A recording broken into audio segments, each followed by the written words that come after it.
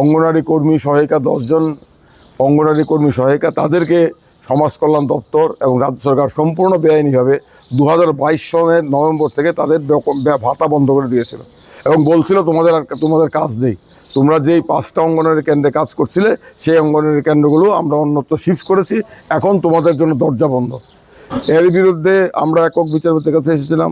Single bench রায় দিয়েছিল September 2024-এ তাদেরকে 50% বেতন ভাতা দিতে হবে বকেয়া এবং তাদের পুনর্নিযুক্তির বিষয়টা বিবেচনা করো।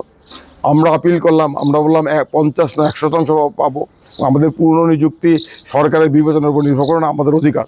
রাজ্য সরকার আবার এটা মানলো না। রাজ্য সরকার বললো অঙ্গনারী কর্মীদের আবার কি, তাদের তো অধিকার নেই, তাদের কাজ নেই, বেতন নেই, তাদেরকে যে কোনো সময় আমরা ছাঁটাই করতে পারি, এই বিরুদ্ধে মামলা করা যাবে না, এই বলে আবার একক বিচারপতি রায়ের বিরুদ্ধে আপিল করলো।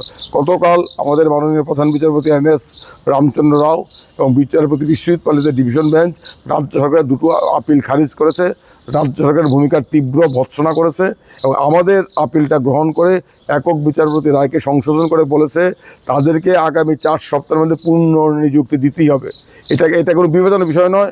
You must appoint them, reengage them within next 4 weeks এবং তাদের 2022 নভেম্বর ও ডিসেম্বর থেকে আজ অবধি তাদের বেতন ভাতা বকেয়া 100% 8 সপ্তাহের মধ্যে মিটিয়ে দিতে হবে। এই রায়ের ফলে অঙ্গনারী কর্মী সহায়িকাদের একটা বিরাট জয় হলো এবং তারা যে রেগুলারাইজেশন তাদের প্রাপ্য, এটাও বলেছে 2013 আইনের পর এবং শিক্ষার অধিকার আইনের পর তুমি বলতে পারো না অঙ্গনারী কর্মীদের যে কোনো সময় রাস্তা দরজা দেখিয়ে দেবে, এটা নয়। তারা আইনি দায়িত্ব পালন করছে, স্ট্যাটুটরি পোস্টের দায়িত্ব পালন করছে। তাহলে অঙ্গনারী কর্মী সহায়িকাদের যে অধিকারের প্রশ্ন, নিয়মিতকরণের প্রশ্ন, এইটা গতকালকার রায়ের ফলে আরও পাকা আইনি ভিত্তি পেয়ে গেল।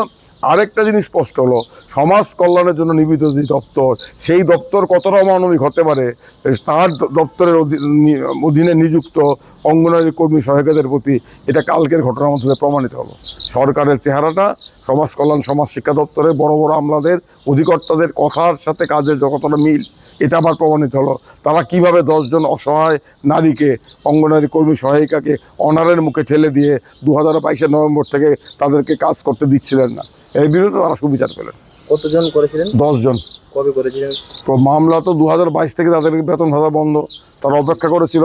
24-এ মামলা করেছিলাম আমরা, 2024 সেপ্টেম্বরে বিচারপতি এস দত্ত দুরাগস্ত আমাদের পক্ষে রায় দিয়েছিল।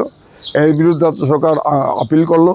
আমরাও পুরো বেতন ভাতা এবং সরাসরি পুনর্নিযুক্তি আদেশ পাওয়ার জন্য আপিল করেছিলাম। কালকে উচ্চ আদালত ডিভিশন বেঞ্চ রাজ্য সরকারের দুটো আপিলকে পত্রপাঠ খারিজ করেছে এবং আমাদের আপিলকে অনুমোদন করেছে, আমাদের আপিলকে মঞ্জুর করেছে। যদি যে 4 সপ্তাহ বলেছেন আপনি, তার মধ্যে যদি কোনো কার্যকর না করে, না হলে আদালত অবমাননার মামলা হবে এবং রাজ্য সরকারের কাছে টাকা আছে, সুপ্রিম কোর্টে যেতে পারে, গেলে আমাদের সুদ বাড়বে, ভালোই হবে।